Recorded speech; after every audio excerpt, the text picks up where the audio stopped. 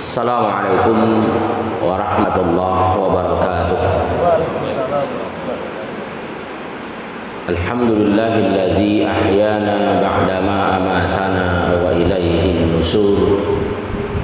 Asyhadu an la ilaha illallah wahdahu la syarika lah. Lahul mulku wa lahul hamdu yuhyi wa yumiit wa huwa ala kulli syai'in qadir. Wa asyhadu anna Muhammadan abduhu wa rasuluh sallallahu alaihi wasallam la nabiyya wa la rasula ba'da. Allahumma salli wa sallim wa barik ala Muhammad wa ala alihi wa ashabihi ajma'in. Amma ba'du. Bersyukur kita kepada Allah di atas nikmat dibangunkannya kita oleh Allah dari tidur yang nyenyak, mungkin juga dengan mimpi-mimpi yang indah. Terkala kita tidur berarti kesadaran kita sedang diambil oleh Allah.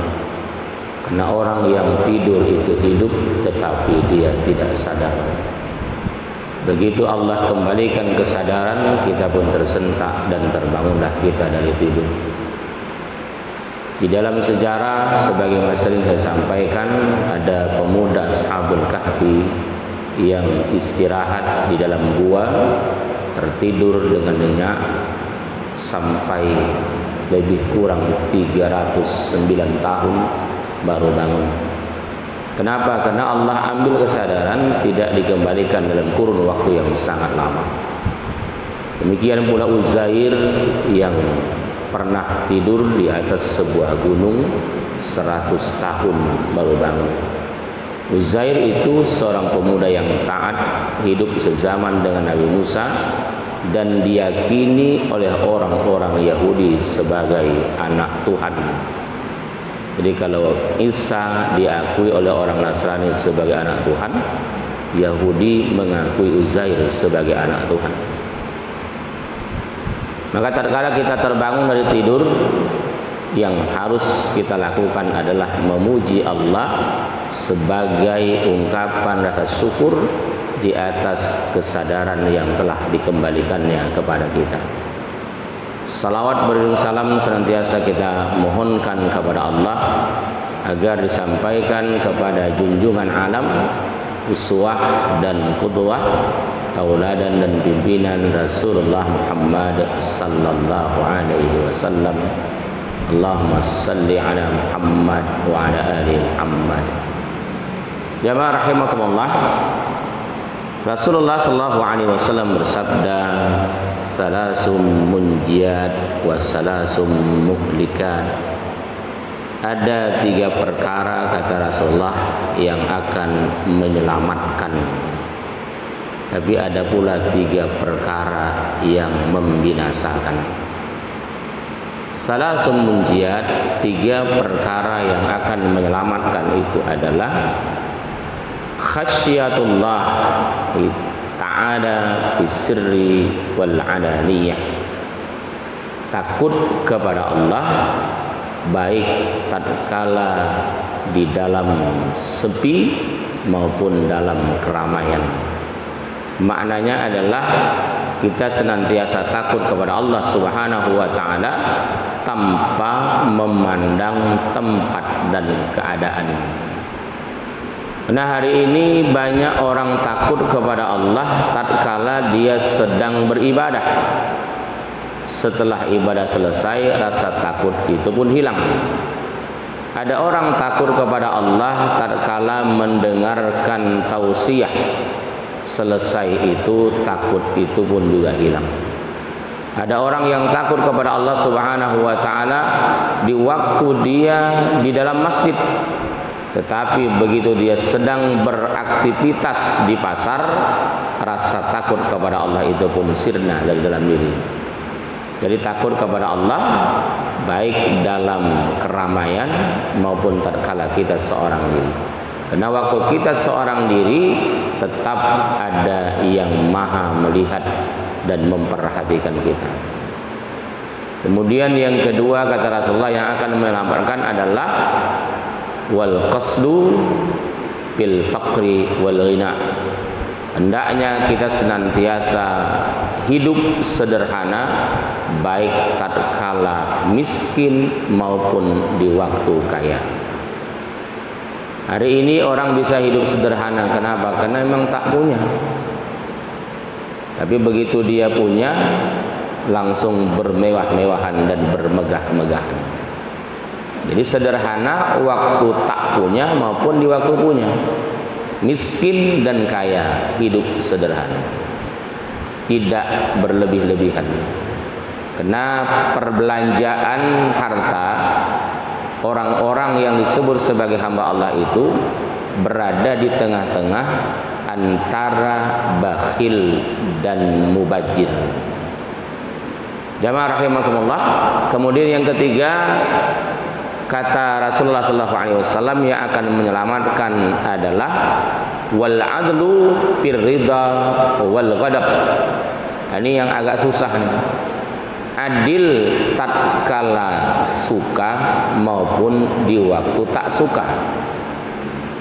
Kita biasanya akan adil kepada seseorang kalau kita memang suka kepadanya. Tapi tatkala kita tidak suka kepadanya, adil itu tidak bisa kita tegakkan. Kalau waktu senang kita adil, di waktu marah kita tidak adil. Waktu kita suka kepada orang tersebut, walaupun ada kejahatannya, kita mengatakan dia semuanya baik. Tapi waktu kita tidak suka dengan seseorang, walaupun dia baik, kita katakan tak baik. Ini tak adil. Jadi adil waktu kita senang maupun tatkala kita tak senang. Walaupun kita tidak suka dengan orang tersebut, kalau dia benar harus kita katakan benar. Ini masalah. Jadi agak berat nih. Jadi bersikap adil di waktu senang maupun di waktu marah, di waktu suka maupun di waktu tidak suka. Inilah yang akan menyelamatkan kita, bukan hanya tatkala hidup di dunia, tetapi sampai kita ke negeri akhirat. Wasalasum muhlikat, ada 3 hal juga kata Rasulullah yang akan membuat kita binasa.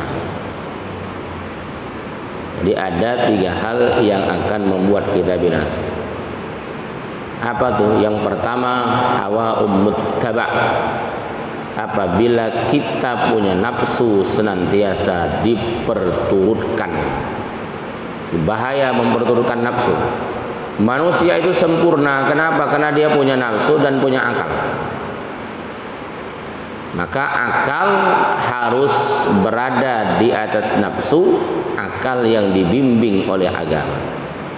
Kalau kita lihat bagaimana perjalanan Rasulullah SAW dalam sebuah peristiwa besar yang bernama Isra wal Mi'raj, Rasulullah SAW diberikan kendaraan bernama burak. Burak itu jenis hewan yang ada di dalam surga.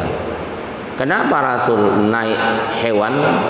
Karena hewan itu simbol nafsu. Rasul naik ke atasnya, artinya dalam hidup ini kita harus mampu mengendalikan nafsu. Jangan sampai nafsu mengendalikan kita. Hawa muttaba, nafsu yang diperturutkan maka akan menyengsarakan dan membinasakan kita. Yang kedua, suhun muta', kebakhilan yang ditaati. Ya, bakhil ditaati. Karena sifat bakhil itu memang terkadang ada di bibit-bibit. Karena manusia itu telah dibekali oleh Allah dengan bibit-bibit ketakwaan, tapi juga ada bibit-bibit kejahatan. Fa'alhamaha fujuraha wa taqwaha. Jamaah rahimakumullah. Karena yang namanya bakhil itu sesuatu yang sangat berbahaya. Berbicara tentang bakhil terhadap harta, kenapa orang bisa bakhil terhadap harta? Setidak-tidaknya ada 2 penyebab.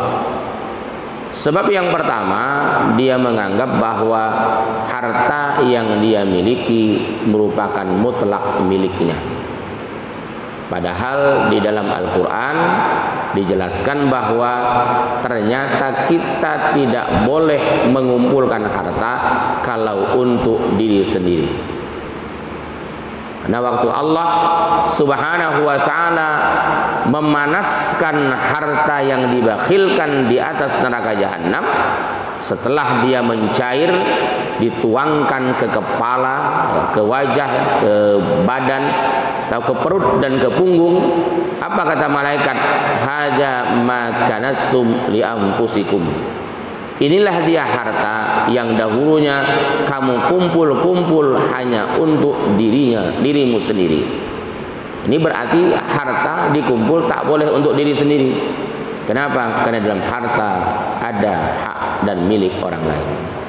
Jadi orang merasa bahwa apa yang dia miliki mutlak miliknya, maka dia akan bakhil. Yang kedua, orang menganggap bahwa dengan memberi atau dengan bersedekah harta semakin berkurang.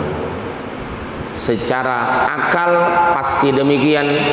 Kalau kita punya uang 100.000 diberikan pada orang lain 10.000, tinggal 90. Beri lagi 9 kali lagi habis. Padahal Nabi dengan tegas mengatakan, demi Allah, kata Nabi, tidak akan pernah mengalami kebangkrutan harta yang disedekahkan. Maka saya sering menjelaskan, sampai hari ini kita belum pernah mendengar ada orang miskin gara-gara sering bersedekah. Oh, si Polan dulu kaya, rukonya banyak, rumah petak ada di mana-mana. Sekarang dia bangkrut.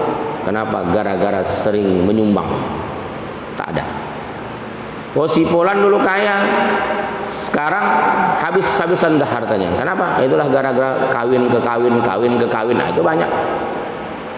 Karena Nabi sudah menjelaskan tidak akan mengalami kebangkrutan harta yang disedekahkan. Persoalannya keyakinan kita yang kurang. Yang ketiga, kata Rasulullah, yang akan membinasakan adalah wa ijabul mar'i li nafsih. Apabila seseorang sudah ta'ajub terhadap diri sendiri. Kagum bukan terhadap orang lain, bukan terhadap ciptaan Allah, tapi kagum terhadap diri sendiri. Ujub atau bangga dengan dirinya sendiri, membanggakan diri. Apalah yang bisa kita banggakan? Makanya kalau kita baca secara agama apa yang sedang terjadi hari ini, musibah besar yang mendunia, ini sebenarnya membuat kita semakin yakin bahwa Allah itu betul-betul memang maha berkuasa. Mana ilmuwan-ilmuwan yang biasanya bicara, yang ilmunya luar biasa, ternyata mengatasi persoalan ini tidak ada yang mampu. Ini semakin yakin kita bahwa Allah itu memang maha kuasa. Manusia tidak ada apa-apanya. Baru satu virus yang diluncurkan oleh Allah Subhanahu wa ta'ala, seluruh dunia kewalahan. Ini hikmahnya bagi kita. Jadi jangan sampai kemudian kita takjub dengan diri kita sendiri, yang ujung-ujungnya kita akan menganggap kita adalah orang yang paling hebat. Maka akan binasalah kita, bukan hanya di dunia, tapi yang paling mengerikan kebinasaan di negeri akhirat. Wallahu a'lam. Mudah-mudahan bermanfaat. Assalamualaikum warahmatullahi wabarakatuh.